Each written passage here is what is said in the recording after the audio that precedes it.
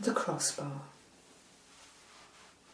Wood, particularly straight and strong branches, sells at a premium in this country. Most of it is desert. Timber is never wasted. The stakes for the crucified are used again and again. Crossbars, like me, are tortures in themselves. 40 pounds weight or more on your shoulders after you've received a Roman flogging. That's no joke, though I can hear sniggering in the background. As Christ's burden for this brief episode, I am in agony.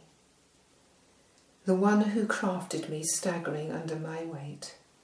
How can I endure that?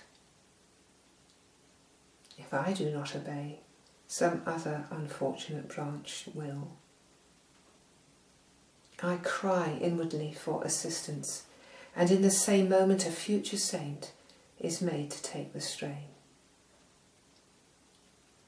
Mourning, keening, wailing women line the road, filling the air with tears as the Son of God passes by. He speaks harshly.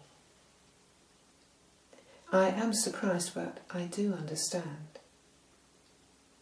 Do you think this is the worst thing that could ever happen to you? Tomorrow you will have forgotten about this. I will be yesterday's news, for as things are today, you are not personally involved. Save your tears for when you are, for when it is you and your families who suffer and bleed. Creation weeps until the Lord returns, even when humankind does not.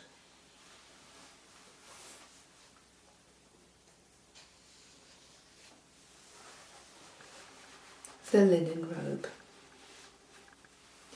His disciples, though I can only see one of them here at the moment, always boasted that they are of all men the closest to Jesus, that they went everywhere with him and witnessed all that he did.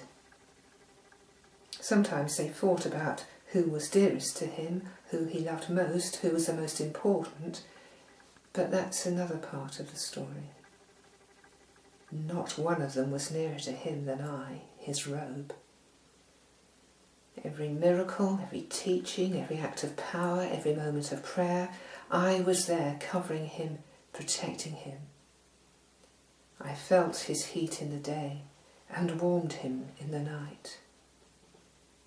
I've never forgotten that woman who touched me for healing and nothing else was needed, for through me his power was transmitted.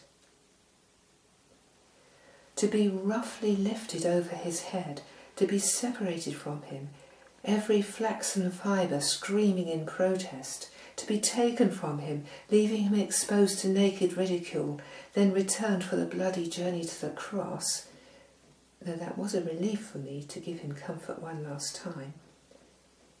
And finally now to be taken and poured over in a drunken lottery. It is all too much.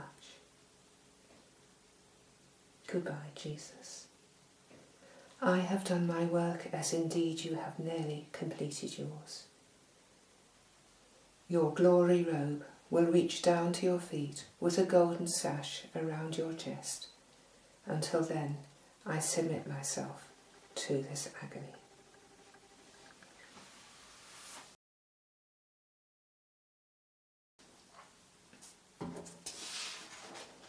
The spear. We don't come cheaply. Weaponry never does. It's the forging that's the most expensive part. Ingots from the mine, then endless heating and cooling and battering, the ironmaster's will forced upon us until we are beaten into sharpened shape.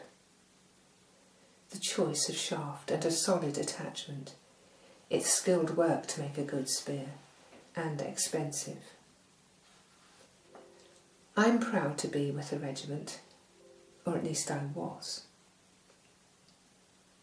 Mostly, of course, we're there as a threat to keep order or to dispatch any perceived enemy of Rome. I don't enjoy crucifixion duty. It's boring mostly, a lot of guarding and hanging around.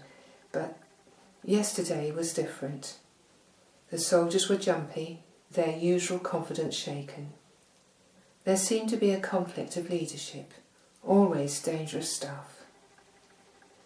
Romans don't expect their execution process to be interfered with or to be given advice, but there we were being told to get a particular candidate off to the Elysian fields or wherever he was going, post-haste. The usual thing is to break the legs, but this one, this king of the Jews, as it said on the notice, was already dead.